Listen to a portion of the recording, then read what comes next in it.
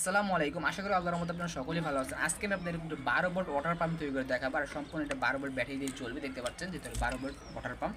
সেখানে আপনাদের চালিয়ে দেখাই। সর্বপ্রথম আগে আমি দেখাই, এই যে কানেকশনটা দিয়ে দিব। দেখতে পাচ্ছেন, তো এটা কিন্তু আপনারা বাসা বাড়িতে তৈরি করতে পারবেন। এটা কীভাবে তৈরি করেছে আজকে এই ভিডিওতে আপনাদেরকে সম্পূর্ণ দেখানো। চলুন ভিডিওটি শুরু করা যাক।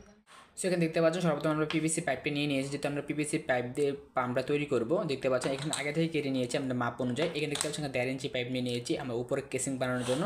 একটা কেটে নিয়েছি একটা 6 ইঞ্চি পাইপ। এটা আমরা ভিতরে যে পাখাটা আছে সেই পাখাটা বানিয়ে নিব। সো যতটা আগে আমরা পাখাটা বানিয়ে নিই। সো দেখতে পাচ্ছেন একটা ছোটো টুকরো নিয়ে নিয়েছি 6 ইঞ্চি মাপের। দেখতে পাচ্ছেন এই টুকরো দিয়ে আমরা পাখাটা বানিয়ে নিতে হবে।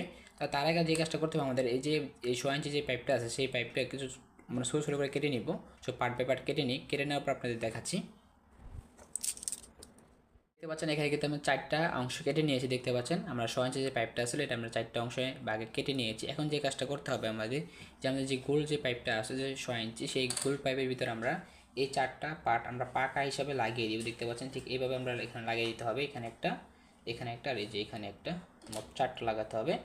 এইখানে আমরা ঠিক সুপারগুলো পাঠার মাধ্যমে এটি লাগিয়ে দিব। তার আগে আমরা এই পাইপের মাঝখানে একটা ছিদ্র করে নিব।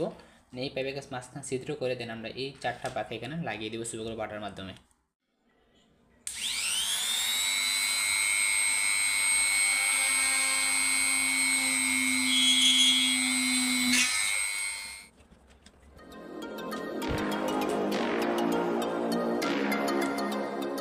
দেখতে পাচ্ছেন আমাদের যেমন পাখাটা কিন্তু অলরেডি হয়ে গেছে। দেখতে পাচ্ছেন এখন যে কাজটা করতে হবে আমাদের উপরে যে মেন কেসিংটা বানাতে হবে, তার জন্য আমরা একটা নিয়ে নেব। সর্বপ্রথম নিয়ে নেব একটা মোটর। দেখতে পাচ্ছি একটা 12 ভোল্টের মোটর নিয়ে নিয়েছি। দেন এই মোটরের উপর আমরা যে একটা পাইপ আছে না, এই পাইপটা আমি এখানে লাগাতে হবে ছিদ্র করে। দেন আমি এই মাছ বরাবর একটা ছিদ্র করে নিব, ঠিক এই যে এটার মাপে ছিদ্র করে নিব একটা। দেন করার পর আমরা এখানে লাগিয়ে দিব এটা।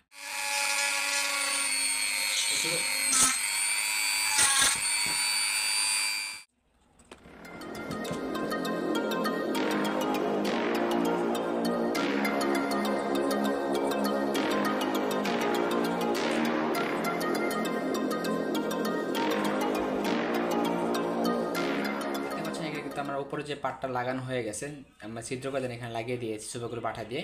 এখন যে কাজটা করতে হবে আমাদের, যে আমাদের যে দেরেন্সের পাইপটা আছে সেই পাইপটা আমরা এখানে বসিয়ে দিব। দেখতে পাচ্ছেন এখানে আমরা সুপারগুলো পাঠার মধ্যে বসিয়ে দিতে হবে। তার আগে আমরা এক পাশ ছিদ্র করে নিব, দেন ছিদ্র করে দেন তারপরে এখানে আমরা বসিয়ে দিব।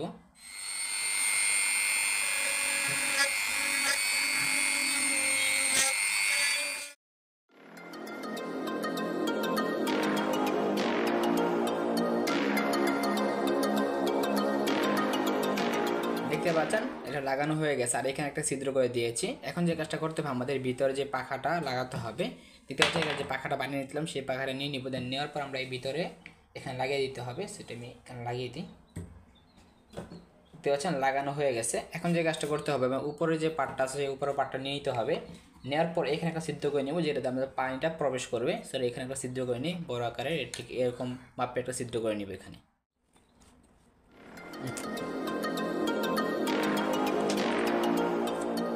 দেখতে পাচ্ছেন উপরে যে পার্টটা আছে এখানে লাগিয়ে দিয়েছে, আর এখানে ছিদ্র করে। সো ফাইনালি বলা যায় মোটামুটি আমাদের যে পাম্পটা অলরেডি তৈরি হয়ে গেছে। সো এখানে একটা কাজ বাকি আছে, যেখানে একটা পাইপ লাগাতে হবে। এখানে একটা পাইপ লাগাতে হবে, যেটা আমাদের পানিটা এখানে প্রবেশ করবে, এখান থেকে পানিটা বের হবে। আর তারপর আমরা ফিনিশিং দিয়ে দিব। সো পাইপটা লাগানোর জন্য আমরা এখানে সিরিজ ইউজ করবো। দেখতে পাচ্ছেন একটা সিরিজ নিয়েছে। এই সিরিজটা আমরা কেটে দেন এখানে একটা অর্ধেক অংশ লাগাবো, এখানে একটা অর্ধেক অংশ লাগিয়ে দিব। সো চটাফট লাগানো দেওয়া যাক।